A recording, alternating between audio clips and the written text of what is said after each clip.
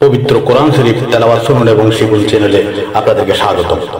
আসসালামু আলাইকুম দর্শক, আজ পবিত্র জুমাবার 19 শাওয়াল 1432 হিজরি 18 এপ্রিল 2020 ইংরেজি। হযরত ইমাম শের বাংলা রহমতুল্লাহ আলাইহি জামে মসজিদে জুমার নামাজের পর প্রতিবারের মতো সালাত ও সালাম, দরুদ ও কিয়াম অনুষ্ঠিত হয়। এতে আমরা সবাই অংশগ্রহণ করেছিলাম। দেখুন, আপনারা দরুদ, সালাম ও কিয়ামের ভিডিও দেখুন। ভিডিওটি ভালো লাগলে লাইক, শেয়ার করে সাথে যুক্ত থাকবেন। ধন্যবাদ।